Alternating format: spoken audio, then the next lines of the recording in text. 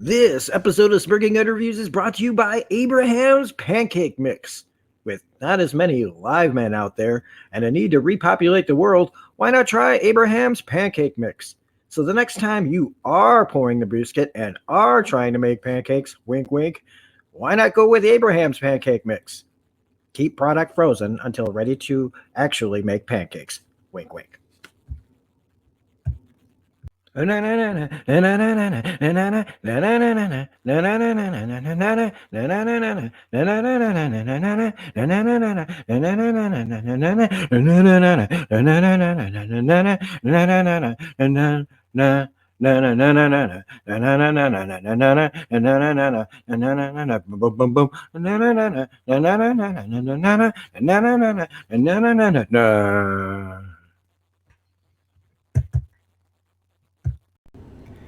Well, shit. Yeah, hey everybody, welcome back to the channel. How's everybody doing out there? This is Rob here at Smirking Gun Reviews, back, returning, actually, to talk about The Walking Dead. I took a long break because I was dealing with a lot of feelings about this show during season 8, 9, and 10. I skipped out all on 10 because of personal feelings I had. I took down all my posters, except for I still got the New World's Gonna Need Rick Grimes poster. Can't take it down. Just can't take that one down. I had a lot of feelings about how they dealt with Carl, how they dealt with Rick, how the whole show is just kind of being handled as a whole. It became unrecognizable for me in a lot of ways, and I come from the comic side of things, which means that I'm in the minority, which is crazy because something so popular, you'd think that the comic books would gain more traction, but no. Just like WandaVision, people that love that show, the majority of them just Google everything. They haven't even picked up a comic before in their lives, or if they have, it's just it's not for everybody. It's an expensive hobby. I can get it, but there's also all sorts of sources to read comic books online. And so coming from the comic book side of things for a while, throughout the entire series, really, I always had that purist mentality. But up and down and up and down, The Walking Dead as a show and as a comic, is just a pretty big part of my life for a really long time. And so when I stopped covering it, it was because I just really wasn't feeling it anymore. I love Carol, I love Daryl, I love Michonne. But I needed to take a walk away from it for a while. And I probably wouldn't have come back if this wasn't basically the beginning of the end. These last 6 episodes and then season 11, and then that's it. So many people just kind of speculate that, the show could have just kept going on and on and on. But then the comic book ended abruptly. Really abruptly. Like Kirkman was putting out fake covers and things like that. And, it led us to believe that things were just fine. And then all of a sudden it just was done. And we did get here, the Negan issue from The Walking Dead, which was fantastic. And I don't think that it's over, really. It doesn't have to be. This is the kind of book that can be continued at any point or done by somebody else if Kirkman wishes it, that kind of thing. And then, for the shows, I mean, it's, Fear the Walking Dead still going. I haven't watched that show in a couple of seasons at least. Because again, once they hit Zombie Tornado, I walked away from that show. And I don't know why, because I like some of the actors on that show quite a bit, really. Garrett Dillahunt. I love Garrett Dillahunt. I like, Lenny James. I like Jenna Elfman. I like Maggie Grace. And I'll probably watch it sometime, casually. And then the other show, what was The World Beyond? I tried watching that, and that is hot garbage. That is... If you like it, if you love all things Walking Dead, which I know, let me preface that. If you like all things Walking Dead television related, more power to you. That show is not for me. And I even, hesitated on this, but the Walking Dead comic and the show, like I said, really meant a lot to me, and I want to come back for the end. I want to discuss how they handle the last season in these 6 episodes. And I'll probably be talking about it with Darren Jakes over on D's Reviews too. I'm not 100% unsure how that's going to happen, but we'll see how it goes. I also want to talk about this because, and just this part here is kind of separate from everything else, is I got AMC Plus, so I am seeing this a week early. So it's not like I got a screener or anything that anybody can't watch. If you want to watch the newest episode of The Walking Dead, you just got to get AMC Plus. I'm only getting it through these 6 episodes, then I'm going to cancel until the show picks back up again. This is not a way for me to just get a jump on everything. My Walking Dead reviews didn't get a lot of views anyway. So we're going to get into this, but we're not going to talk full spoilers until I talk about the show, this episode, as a review. Which we might as well start talking about since I've been talking for 5 minutes leading up to this. But yeah, like I said at the beginning, well, shit. But this was a surprise. This was a surprise, but in retrospect, not a surprise really at all. Because I thought the way that this began, that we would be getting the full-on, a solitary life episode where Maggie confronts Negan. But where would be the drama in that, to just get that out of the way? To tell that story, and then basically... you'd probably be losing Jeffrey Dean Morgan for the main show unless they wanted to do like a standalone episode here and there or something like that in the last season. Maybe they still will. But what I did really like was they just got they ripped the Band-Aid off right away. So it's in the trailer. This is not a major spoiler, but I mean, they meet right away, but it doesn't come to anything. But as far as a review goes, as far as this episode goes, it did surprise me. Now, one of my complaints about the show was that how far away they got away from the comics. Switching deaths, the big things they always seem to get mostly right. And they subvert the expectations to fool the comic book crowd, to give us something that we haven't seen before. And I always said, well, why would I want that? Like, I don't mind that they add things. Just don't take things away. Don't switch things. But that's, again, my problem. People who haven't read the comic, it's all new. It's all a surprise to them. So I've always been like, I read the comic. That's why I want to see the comic book stuff come to life on the show. Seems like Game of Thrones, things like that, where they give you enough of the stuff the big moments, and then they mess around with the little moments. But this is, at this point in the show, without Andrew Lincoln, without, God, what's the kid's name who played Carl? Chandler Riggs, without Michonne,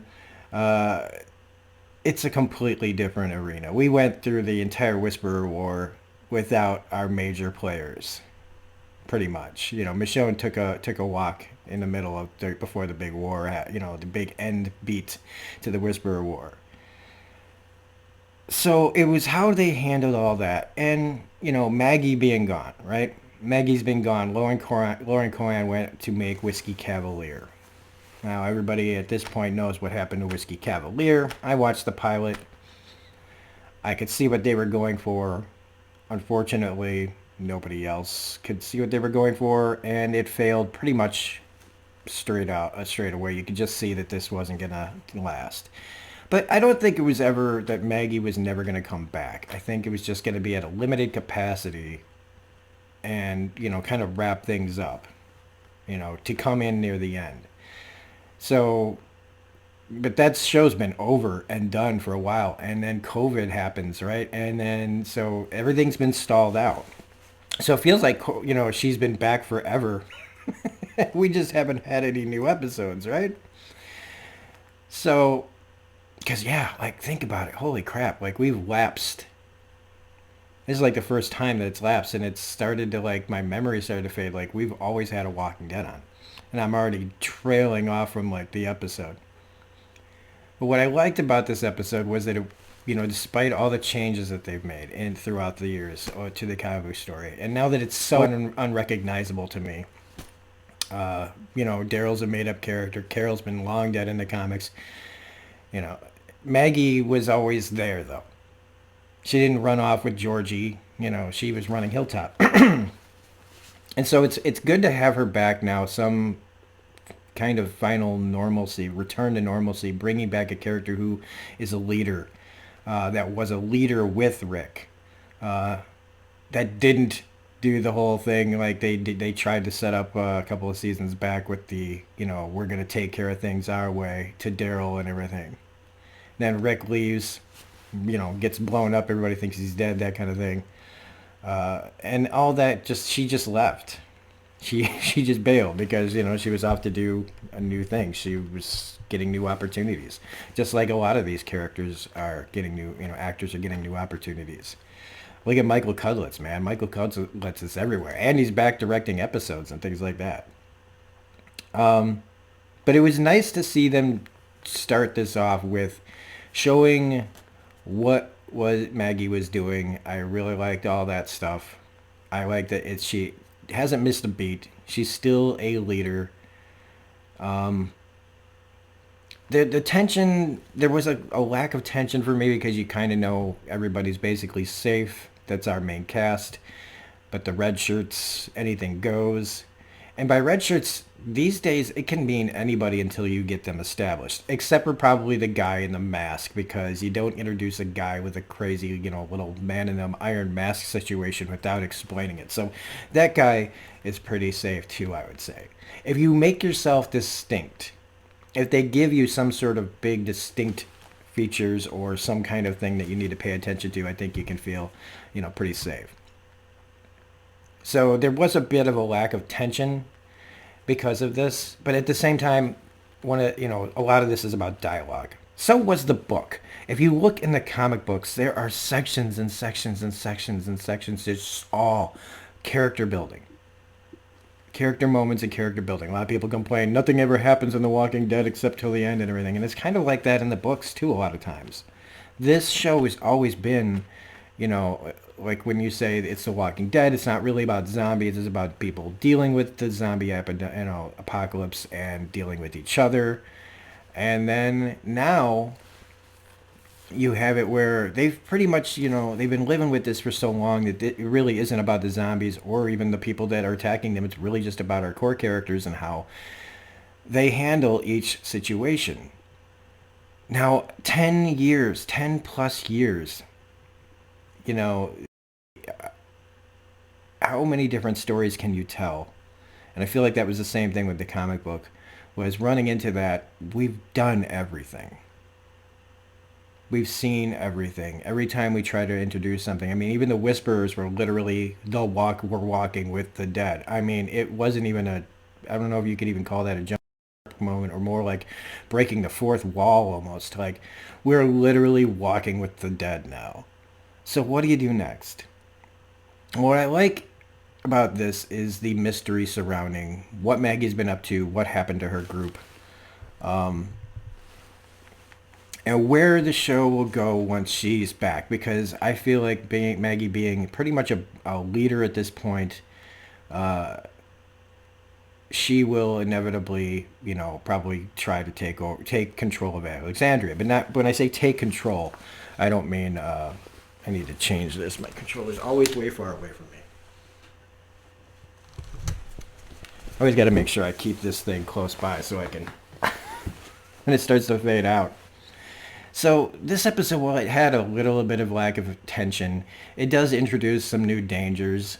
It does have some great moments between Carol and Maggie dealing with Carol, Maggie dealing with Negan for a second, Maggie talking to Daryl, dealing with Connie, the Connie situation, which is Kelly looking for her sister. You got the introduction of the more full introduction of the guy Elijah who wears the mask. The explanation of what happened with Maggie while she was gone, and the introduction of some names, some villain names that we hear in this, of people going on. and more people getting taken out in interesting ways to kill zombies. So character-wise, it did what it needed to do. It keeps expanding the story out further and further as our characters survive and live through things. So this was a good intro back for these next 6 episodes where they didn't do too much. It's more of a good setup. It's also interesting to see how they did things in the pandemic that we're all living in still. You know, stay away from bigger groups, do things more spaced out, and still be able to tell a pretty decent story. Now, we're going to have to get into spoilers at this point.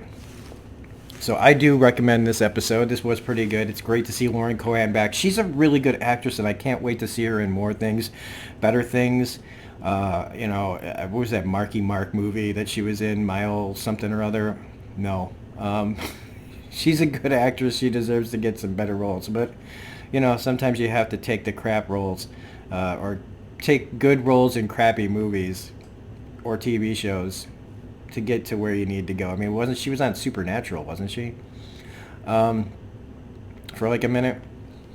But to get into spoilers, right? Because we need to talk about it, all right? So for all the people who don't have AMC Plus right now, you can turn off and then wait until the episode airs, and then we'll talk about everything, okay? All right, so here we go. Spoilers starting now. So like I said, well, shit. They did not waste any time having Maggie run into Negan, like right away. Now, Angela Kang had said that, you know, that there was dialogue, but they cut it because, you know, the dramatic tension was better without the dialogue. And I agree here. You should leave things. It's like, it's real. Like, I see somebody I don't like, and we might stare daggers at each other, but we probably won't say anything right away. You know, we don't just go at each other like rabid dogs, you know? So I like that he's sitting there shitting his pants, kind of like switching the way that things usually go. I mean, he's the one who's like, you know, I hope you're wearing your shitting pants or your pee-pee pants. Him seeing her, us knowing how much he's changed. But I mean, it's a constant reminder of what happened to, where did he go? I had Glenn sitting around here somewhere. I think, would I put him back? Yeah. A reminder of what happened to good old Glenn here. I mean, Negan's always going to be that constant reminder of what happened to good old Glenn and Abraham, that issue in issue 100. Problem is that as many people that got freaked out by it, it was amazing. That was an amazing moment. I was so happy that they not only took out Glenn, but they took out Abraham. I was actually, you know, Abraham had already outlived his character from the book. So the fact that they were pretty faithful and then gave us even more, I actually really, really liked. I thought that it was one of the best done scenes, and for some reason, the people were too sensitive. You're like, I can't let him go. Fuck off, it's The Walking Dead. You see people getting their heads popped all the time. People watch these shows to wait for characters to die, just like when people watch The Sopranos and just wait for the hit. You know, who's going to get taken out this season? Well, your precious Glenn got taken. You know, he'd been faked out before. They kept bleeding. They foreshadowed his death when he saw the pictures of the beaten heads.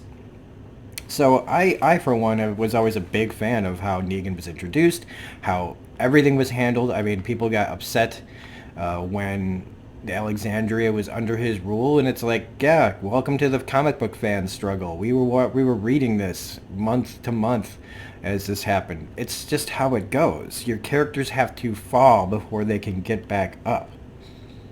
So seeing Negan here, and you know, having these like role reversal of having that memory of him, like she doesn't do anything. She could have, but she kept on walking. It was an informed like moment to me, like where she just is like, both of them are dealing with a lot of emotions. Him going, I've changed, but I'll always, I mean, how? You can't. That's one of the reasons why that issue here, that I'm trying to point to, is one of the best issues of the comic when they actually do get down to it. I mean, when you read it, it's pretty like, oh, okay. But, I mean, I don't want to get into that until we get into that. But I really love that. It's setting up the future conflict of what is inevitable between Negan and Maggie. Now, Carol telling Maggie that she's the one who let him loose. She's the one who had to get him, to kill Alpha.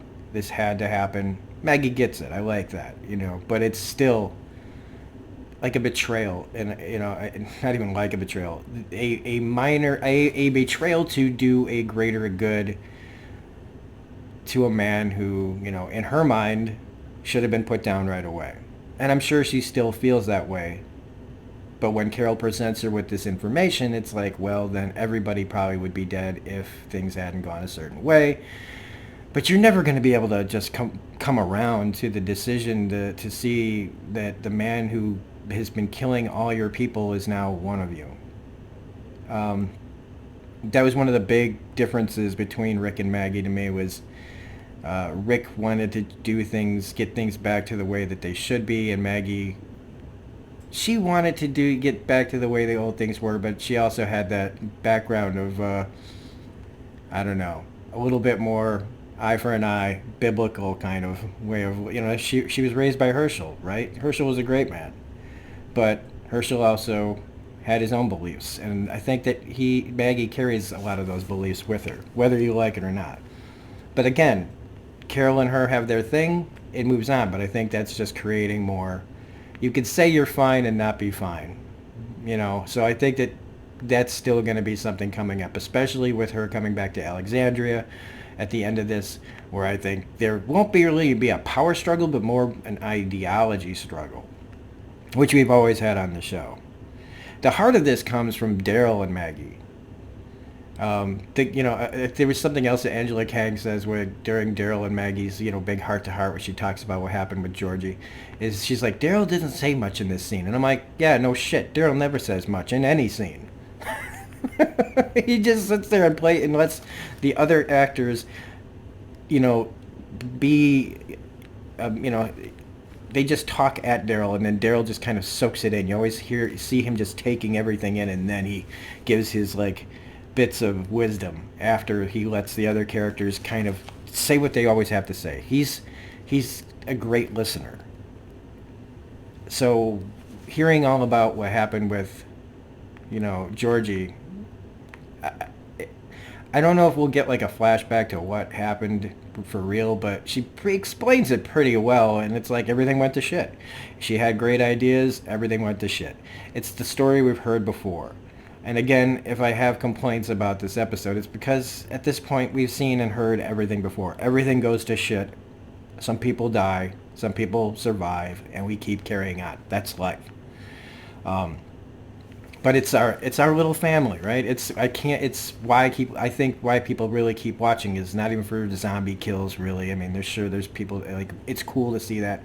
But it's watching our family, this group that we've been following forever. And why it's, even when I didn't, when I stopped reviewing it and stopped watching, I did miss the family, but I just couldn't go back to it until I was ready. I needed to be mad. I needed to be irritated and sit on the fringes and be like, this show's kind of pissing me off right now. But I'm glad I came back because I miss this group. I miss talking about it. I miss, dealing with Negan and all the little dramas because, there's a lot of drama to go around in real life. It is nice to have this bit of escapism, Would I prefer the zombie apocalypse to COVID and Trump? No. Oh, God. Oh, no. Of course not. But that's a fucked up choice. Why did I make it for myself? So yeah, she talks about going to Knoxville, going out to the ocean, all this stuff. But this is all build up. This is all quiet character moments. And you're like, where is this episode going? Well, where it's going is they're going back to Herschel to get, go back to the rest of the group that she has left now that everything has been falling apart. She lost Georgie's group. There was another fall, another place. It's just everywhere things don't sustain themselves for very long. Going back to get, Herschel and go back to Alexandria, even though Negan's there. But what we find is they've been followed by a group of people that they're calling the Reapers. So we have a new enemy. We haven't really seen them. There's just one guy taking out a whole bunch of red shirts in this. I did like the sniper trap. It made me think of, there's a scene in The Thin Red Line, the Terrence Malick war movie, where they showed a sniper takes out a guy and just waits for other people to go help him. I thought that was pretty good, even though it's just basically we lose every single person that we just met to sniper bullets, to this really big like military camo guy. He screamed military training. Camo, the setup of leaving the gun and hiding in the bush with all that heavy camo. He seemed prepared. He knew tactics. He knew tracking. You know, he just throws Daryl around. He takes a knife to the chest, an arrow to the side. He's a big dude. He's a big, scary dude who says basically nothing except Pope marked you once they finally get the better of him. Oh yeah, snares too. He was using snares. So this is just one guy. So I like that it wasn't this big group. He was kind of like a merc because he said Pope marked you. But he's probably part of a bigger group who went out on his own to take them. Like it's almost like a bounty, which makes me think of a group. Maggie's holding back. She knows who Pope is. We don't. They don't discuss it. But we do see her young Herschel, which is cute to see, kind of a mini Glenn wearing Glenn's hat in the tree. But he's just chilling up in the tree while all this horror is happening. Like, hi, Mom. I'm like, huh? Like, none of this fazed him. He was just hanging out in the trees. Happy. Just happy, not scared or anything. I guess the kid's probably seen some shit, so maybe this is par for course. I did like the pulling of the grenade thing. But, again, everybody get down. This guy blows up in front of them, and no shrapnel. Not even bone fragments. Not even, like, blood all over everybody. I don't know. Again, people will probably rip me. The people that will watch this and comment will rip me to shreds. But I feel like if everybody just goes like this, and in front of a hand grenade, and yeah, maybe they all look to be pretty close to the guy. Okay, I'm sorry. That's the way they framed the shots. They all looked like they were pretty close to the guy. But he went and blowed himself up right after he says, Pope marked me. Because apparently, if Pope finds out that he failed or something, or he can't be taken alive, or yada, yada, yada. It's a guy who was willing to give himself up for whatever ideology he believes in. But this brings us back to Alexandria, where it just, as soon as she got there, I was like, yeah, Maggie's taking this place over. Negan's walking by there. She's going to make some changes. Rick and Michonne aren't there to stop her. Carol, I don't think, wants the leadership role. Daryl has probably, been in this role for a long time. He'll probably be willing to give it to her as well. I think, though, that when it comes down to everything, it's going to be about how they deal with Negan. Although you also have Father Gabriel and other characters like that have taken up a much bigger role in the community. So again, I think this is going to be a battle of ideologies. How far they're going to go with these until we actually start season 11, I don't know. I know we're getting separate stories for other characters because of how they had to do things in COVID land. But it was a pretty good start. And I'm sorry for going on this long. Most of these are probably not going to be 27, 30 minutes long, but we needed to discuss a few things about like my return to it and why I wasn't on it. I am really looking forward to the movies. I think everything will come full circle back to Rick and Michonne and all that, and our family, what's left of it, getting back together. But otherwise, this was a pretty great episode to come back to. It gave me enough of what I wanted and what I usually expect. And again, great character stuff, and I can't wait to see where if they'll change much of the Maggie Negan, I almost called her nagging, where that's going to go. How close to the comic will they stick, and will we even see that story until season 11? So anyway, if you like this review, please hit the like button, comment, share, subscribe, hit the bell for all notifications. Otherwise, we'll be back with more Walking Dead later. Bye.